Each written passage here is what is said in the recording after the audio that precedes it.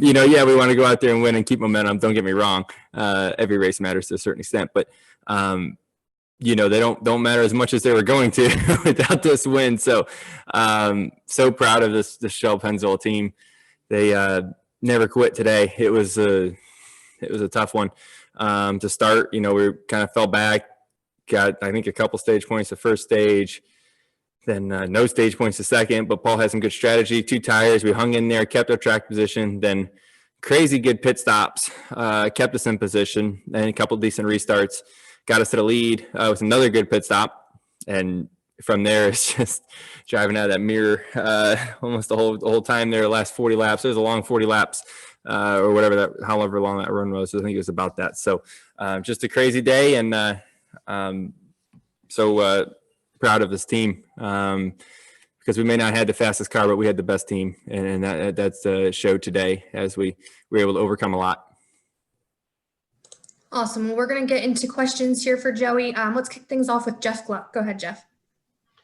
Joey, can you discuss about the skill level that it took on those last 40 laps? Because, there's so much, I don't know what the right word is about the package on Twitter. It seemed like people felt like Harvick had the fastest car. And, you were trying to drive out of your mirror, like you said. That seems like this is what's required of the racing now. Can you talk about what goes into that, what you have to do behind the wheel? Yeah, I mean, there's obviously a lot that goes into that, especially when you're racing the 4, whose car was kind of the complete opposite of ours. He was very fast on the straightaway, where ours is more of a cornering car. And when you have clean air in front of you, and like Kevin did as well, being so close to the lead, the advantage probably goes to the trimmed car, which is what the 4 has. And, at that point, you just kind of hope for dirty air and tires to wear out a little bit. And then that's where our car should start to excel. So knowing that in your mind, you try to hold them off for as long as you can. You think if you can hold off 15 laps or so, maybe it'll get a little easier. It didn't. He hung on there for a long time. And it was just catching me so fast on the straightaways. And it was a matter of just picking the right lanes when you get there. And, my spotter TJ did a great job up there in the wherever he stands now. I don't know if they'll put him on top of the roof anymore, but wherever he was, he got a good view and was able to give me a lot of information. And then, from there, honestly, you stare out the mirror, and where he goes, you go, and you try to throw some dirty air up there. Make sure that he doesn't get to, break the plane, as I say it. He gets to the left or the right of you and starts to be able to side draft you from there. That's the biggest thing, is just trying to hold that position. All right, we're going to take our next question from Tyler Jones. Go ahead, Tyler.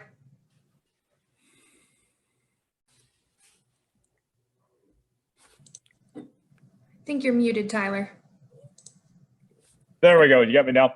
Yep. Hey, Joey, congrats on the win. This race, I know you've won at Kansas before, but much cooler conditions. How did this race compare to some of the others when you've won before and raced here previously?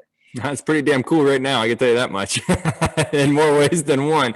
Obviously it was pretty cold outside, and when it's hot, you're going to have cars that slip and slide more, and the groove's going to move around a little bit more.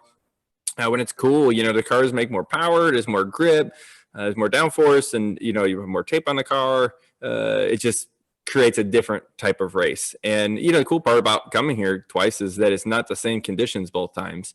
You have one race that's pretty hot last time we were here, and then now at this one really cold. So you don't have the same race twice, which makes it challenging but also a lot of fun. Last question for you. Now you have that spot locked in the championship 4. What does this do for this next 2 weeks for you guys? Getting ready for Phoenix.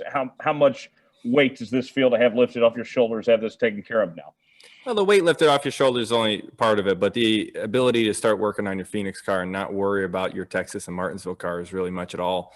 We do. I don't want to say that, but you're 100% focused on one more race. We know we can't finish worse than 4th in points.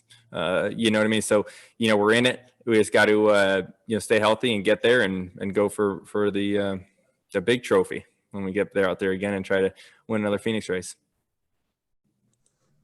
All right, we'll take our next question from Zach Albert. Go ahead, Zach. Thanks, Marissa. Joey, are there shades of 2018 in this in terms of coming into the championship race?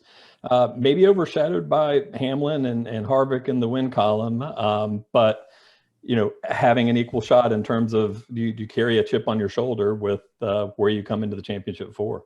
I hope so. I hope so.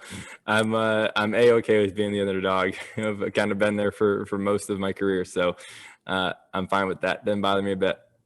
And I know this has been an unusual season for driver crew chief communication, but you've been with Team Penske for a while. Paul Wolf has been with Team Penske for a while. What have you learned about him in this first season together? Quite a bit, and it's been an amazing challenge, if I'm being honest with you. At the beginning of the year with practice, we were able to really get to know each other and know what we needed with the car and work on it during practice. And then COVID started and coming back with no practice, and it's like, oh boy, we started getting our butts handed to us pretty hard. It was we were struggling, for the first 15 races back, just really struggling on trying to get a handle on the car. What direction we need to go. It's really hard to fix things when you don't have practice. And we're going to a racetrack for the first time together, and we're honestly it's kind of shooting from the hip from a setup standpoint, and just trying to find something that we can hit on that's decent. And over time, I feel like we've made some small gains here, a little gain here, a little one there, a little one there. They start stacking them up, and it seemed to make a decent swing at that, especially 550 packages here, to where we can be competitive enough to put ourselves in position to try to win like we did today. So I felt better about our 750 package ever since we started the season, and still feel great about it at this point. So I'm glad we're going to Phoenix. Awesome. Thank you. Thanks. All right, we're going to take our next one from Bob Pockris. Go ahead, Bob. Yeah, Joey, you're one of two drivers who've won the first race of this round and went on to win the championship. Other 4 years, it didn't matter. So I'm curious, how much does it matter, do you think, in winning the championship?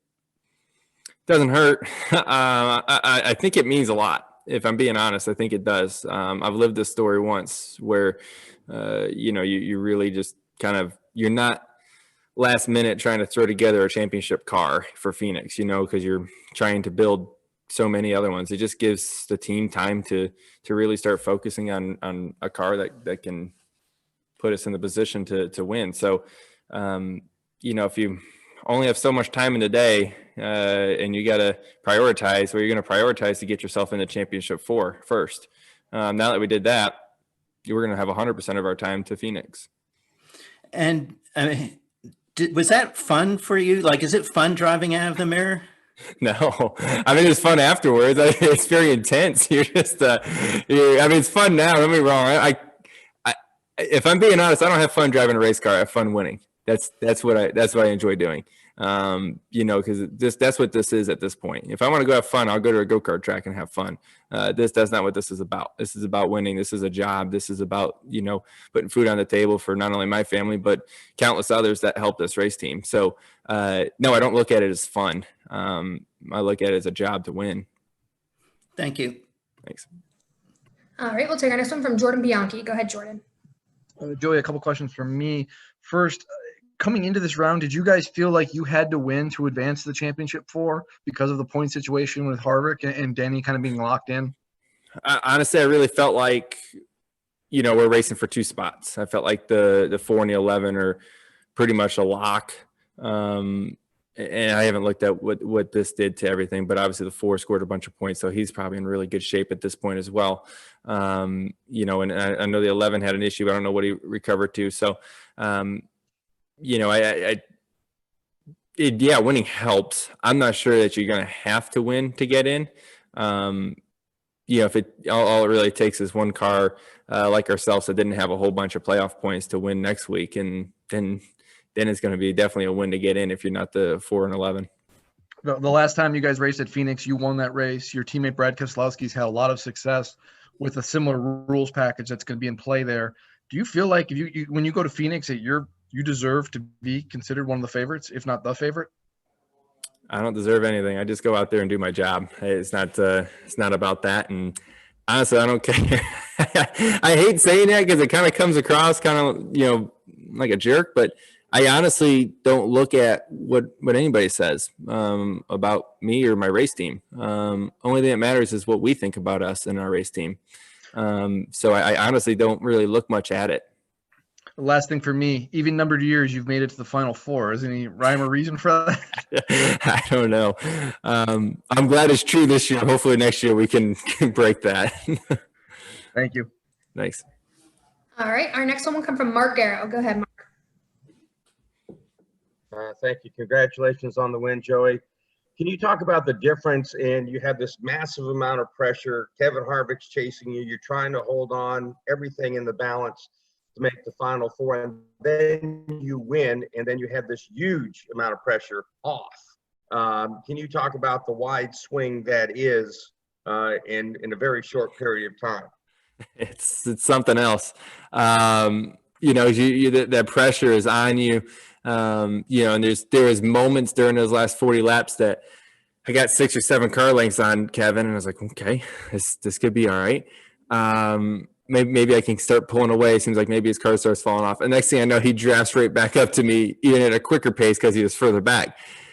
I'm like, oh man. So, and you go in the last corner and there's 2 lap cars and one goes to the top and one goes to the bottom. And like, of course, why would it be any other way to where you got to split them?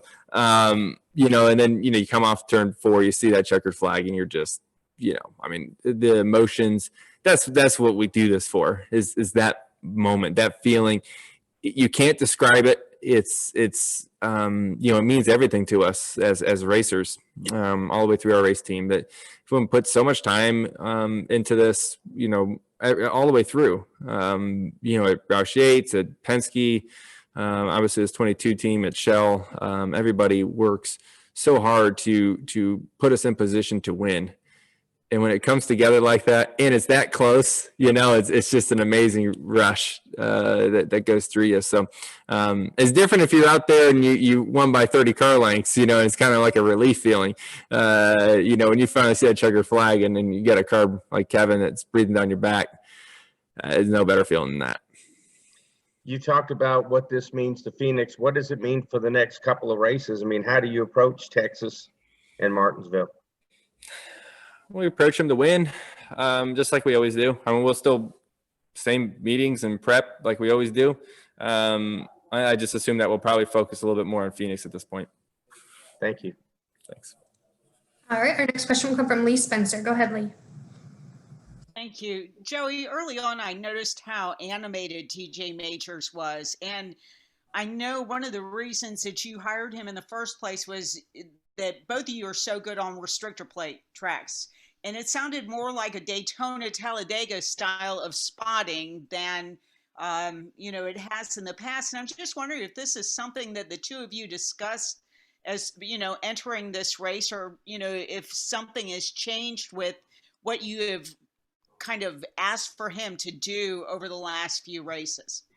That's a good observation, and it kind of does come down to a bit of speedway racing, to a certain extent. It's kind of a hybrid of both. Where in the corners you're trying to find clean air or put dirty air on someone, and in the the straightaways you're trying to break the draft. So it's different for sure, but the spotter role means so much lately.